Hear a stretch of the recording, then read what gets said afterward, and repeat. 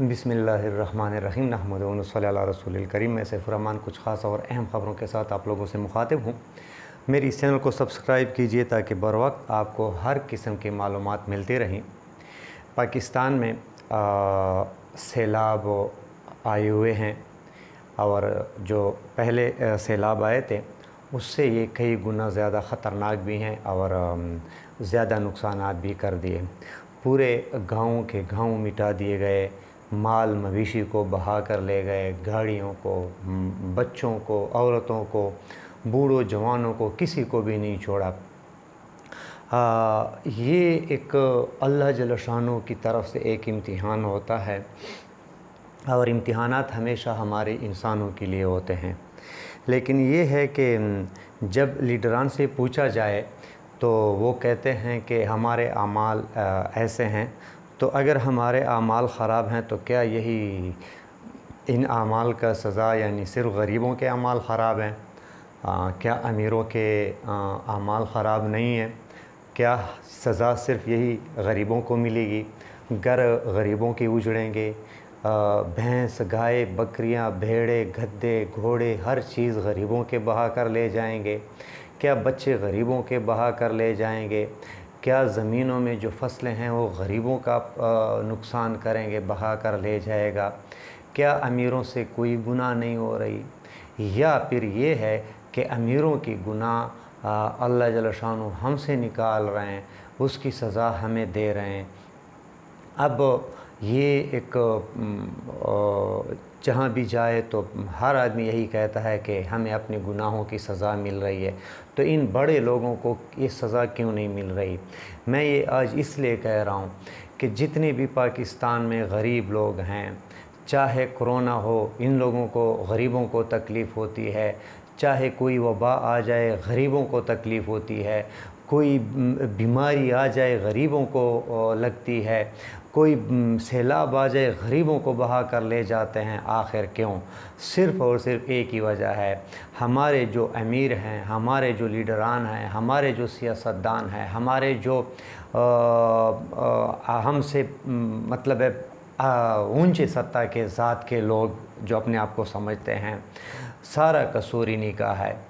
क्या इन लोगों ने कोई इसका बंदोबस्त किया था? क्या इन लोगों ने ये सैलाब, इन लोगों को पता नहीं है कि यहाँ से सैलाब आ सकते हैं, ज़्यादा भी आ सकते हैं? तो क्या इनका कोई आज तक इन्होंने कोई बंदोबस्त किया था? अगर नहीं किया तो सारा कसूर इनका है और हम फिर भी इन लोगों के पीछे भागते भी हैं। ये लोग हमें एक देग पका कर भेजते हैं, हम कहते हैं हम आफरीन हो, सबसे पहले हमें देग इसने भेजा, हम वोट इसको देंगे। और खुदा के बंदो, देगों पर वोटें न दिया करो, ये हमारा हक है जो इन लोगों ने खाया है। और फिर उन लोगों की जो है ना, वो कहते हैं आटे में नमक नहीं, नमक में एक दाने के बराबर वो हमें वापस फिर ऐसे अवकात में वापस लुटाते हैं, वो भी कुछ कम, ज़्यादा लोग नहीं। तो होना तो ये चाहिए कि टेंटें होती, खाना होता, जगह होती, हर किस्म के सहूलियात होते और इसको रिकवर कर लेते। लेकिन हमारे तो सरबराहान अपनी ही इसमें लगे हुए हैं, अपनी ही आपको बचाने की कोशिश में लगे हुए हैं। पता नहीं अल्लाह जल्ल शानो को क्या ये जवाब देंगे। इन लोगों के, गरीबों के गरेबान हाथ होंगे और इन अमीरों के गरेबान होंगे अगर ये हालत रही। भर क्या इन लोगों की मदद की जाए, जहाँ भी आप लोगों का बस चलता है इन लोगों की मदद की जाए। कि चलते हैं ख़बरों की तरफ। मैं पहले भी कह चुका था कि बयानिया बनाने के लिए ज़रदारी, नवाज़, फ़ज़ल रहमान अपनी हुकूमतों पर, अपनी हुकूमतों उंगली भी उठाएंगे, बुरा भला भी कहेंगे और ये ज़रूर कहेंगे कि हम फिर जो है ना, इन लोगों को भी यही कहते थे अगर इन लोगों ने आवाम को रिलीफ़ नहीं दिया। तो उसका सिलसिला आज शुरू हो गया। तलाल चौधरी और आबिद शेर अली ने आज प्रेस कॉन्फ्रेंस की और ये यहाँ तक बताया कि हम अपने हलकों में कैसे जाएं, इन लोगों से क्या कहें, इनका सामना कैसे करें। साथ में ये भी बताया कि 200 यूनिट की ये जो रिलीफ़ है ये कोई रिलीफ़ तो नहीं है। बाकी ये भी बताया कि मिफ्ता इस्माइल साहब ज़रा बाहर तो अपने दफ्तर से निकल कर देखें। दूसरी बात ये भी कहा इन्होंने کہ مریم نواز نے جو بیان دیا تھا وہ ہم پر فٹ ہو رہا ہے، شاید نون لیگ کے لیے دیا تھا، جب وہ کہہ رہی تھی کہ عمران خان جب عوام میں نکلو تو ہیلمٹ پہن لیا کرو، کہیں ایسا نہ ہو کہ آپ کو انڈے پتھر اور جوتے مارنے پڑے۔ تو آج یہی حال ان لوگوں کا ہے۔ عمران خان کو اللہ نے ہیرو بنا دیا، کیونکہ کرونا کے باوجود عمران خان جو لڑا، جو لوگوں کی خدمت خاطر اور جو سوچ اور مشورہ اللہ نے اس کے ذہن میں ڈالے تھے، کیونکہ مخلص تھا، آج یہی حالت ان لوگوں کی ہے۔ تو بہرکیف یہ ایک ترتیب سلسلہ شروع ہو چکا ہے جو میں نے آپ لوگوں کو بتایا تھا۔ ایک دوسرا فواد چودھری صاحب کہہ رہے تھے کہ 15 ستمبر سے یا 10 ستمبر سے پہلے اس حکومت سے جان چھوٹ جائے گی۔ عمران خان نے بھی کہا تھا کہ بہت جلد الیکشن ہو جائیں گے۔ تو بالکل یہ اس طرح ہے کہ اس حکومت کی چھٹی بھی ہونے والی ہے اور بہت جلد ہونے والی ہے۔ بلکہ میں یہاں تک آپ لوگوں کو بتاتا چلوں کہ ایک میٹنگ ہو چکی ہے اسلام آباد میں، اہم بیٹھک ہوئی ہے، اور اس بیٹھک میں یہ طے ہوا ہے کہ الیکشن چاہے نومبر میں ہو جائیں، دسمبر میں ہو جائیں یا چاہے فروری میں ہو جائیں، لیکن اس ستمبر میں اس کا اعلان ہو جائے اور موجودہ امپورٹڈ حکومت سے خلاصی ہو جائے۔ تو موجودہ حکومت اس پہ پریشان بھی ہے، ناراض بھی ہے، اور انہوں نے ایک الگ بیٹھک پھر رچا لیا اور اس سے ریکویسٹ کی یا درخواست کی یا بتایا کہ ہمیں ایک موقع اور دو۔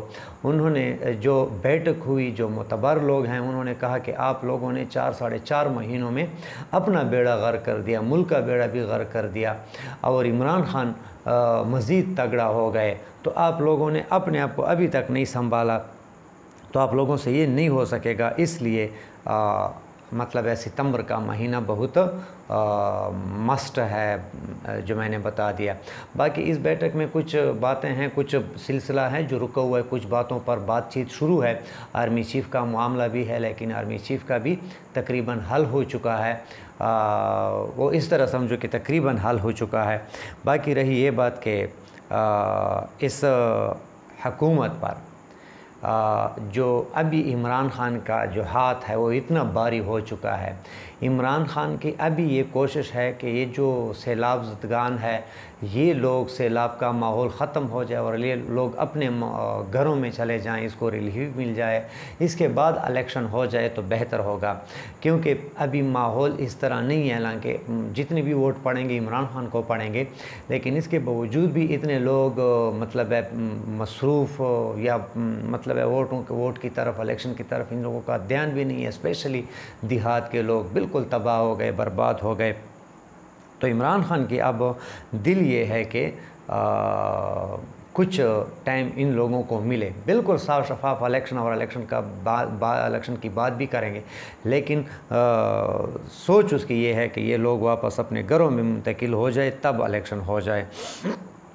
باقی میں نے کل ایک بات کی تھی کہ نون سے شین نکلا اور شیخ رشید کی بات ثابت ہو گئی۔